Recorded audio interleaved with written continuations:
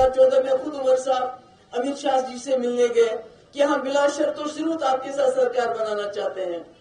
हम तो जो काम करते हैं डंके की चोट पे करते हैं, दिन दहाड़े करते हैं और बता के करते हैं। हम कोई छुप के कोई काम नहीं करते हैं। हमने बीजेपी के साथ जम्मू कश्मीर के मसले के हल के लिए हाथ मिलाया था। जो हमें ये ख्याल था कि वाजपेयी जी की बात को आगे चलाएंगे, आज तो उन्हें सारा तितर कर दिया बीजेपी ने। देखिए, सबसे पहली बात ये है कि जब राम माधव और हमारी बातचीत चल रही थी मरकजी सरकार के साथ, बीजेपी के साथ नहीं, तो वो सब जानते थे, खुल के किया हमने, और हमने अपना एक एजेंडा लाया और उस एजेंडे को इम्प्लीमेंट किया। तो हम उमर साहब की तरह चुपके ये तो देवेंद्र रैना जी तो आप कह रहे हैं, मगर आजाद साहब ने तो कहा ये रात को जाके मिलके आते हैं उनसे। हम कोई चीज चुपके नहीं करते हैं। राम माधव आए होंगे, हमारा उनके साथ कोई कांटेक्ट नहीं है और न शायद कांटेक्ट होगा, क्योंकि हमने उस वक्त मोदी जी के साथ ये सोच के हाथ मिलाया था कि ये एक बड़ी ताकत के साथ आगे हैं, ये वाजपेयी जी का एजेंडा आगे चलाएंगे।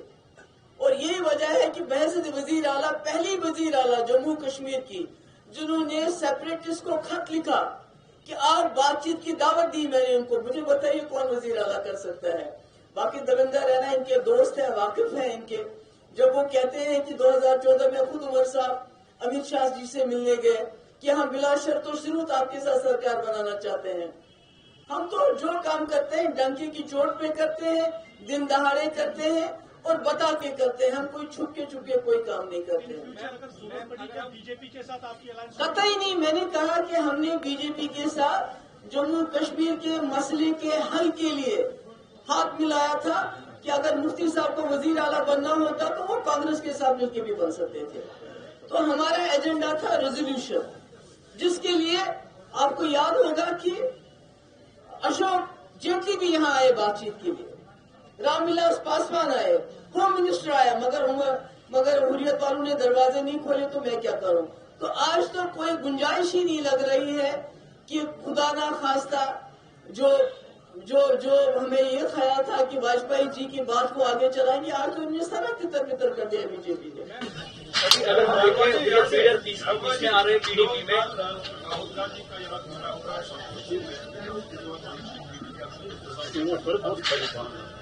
बीजेपी ने कहा है कंपल्शन नॉट चॉइस, ये अलायंस हुआ उसका जो विषय है आपको।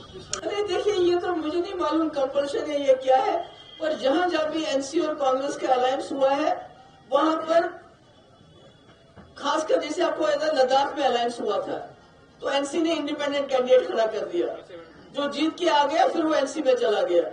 तो हर जगह वही फ्रेंडली फाइट हो रहा है, तो अलायंस का तो। मगर दूसरी बात, जहां तक साउथ कश्मीर का सवाल है, साउथ कश्मीर में स्कूल अपग्रेडेशन से लेके, कॉलेजेस से लेके, यूनिवर्सिटी से लेके, एम्स से लेके, तहसीलों से लेके, डिस्ट्रिक्ट से लेके, अगर कुछ काम हुआ है वो मुफ्ती साहब के 3 सालों में हुआ है, नेशनल कॉन्फ्रेंस के 50 साल में नहीं हुआ है। Sorry, he is most welcome. Rahul Gandhi Kashmir आना चाहते हैं, अपनी पार्टी के लिए प्रचार करना चाहते हैं, उनको पूरा हक है। मैडम, पीडीपी में हुर्रियत नेता आ रहे हैं, क्या हम माने पीडीपी की विचारधारा अब असरअंदाज हो रही है हुर्रियत वालों से? देखिए, पीडीपी की विचारधारा किसी से अंदाज नहीं। हमने जब बीजेपी के साथ भी हाथ मिलाया तो हमारा अपना एजेंडा चला है, नहीं तो मैं 12,000 नौजवानों की एफआईआर वापस नहीं ले सकती थी अगर मैंने बीजेपी का एजेंडा चलाया होता।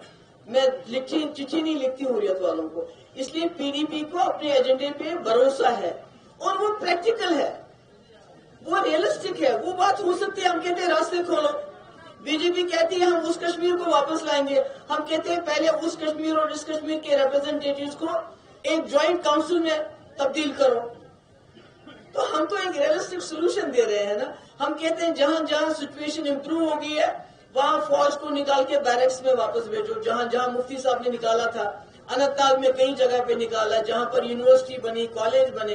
तो हमारा तो जो पीडीपी का जो सोल्यूशन है वो हमेशा रेलिवेंट रहेगा तब तक जब तक मसले कश्मीर हल नहीं होता है।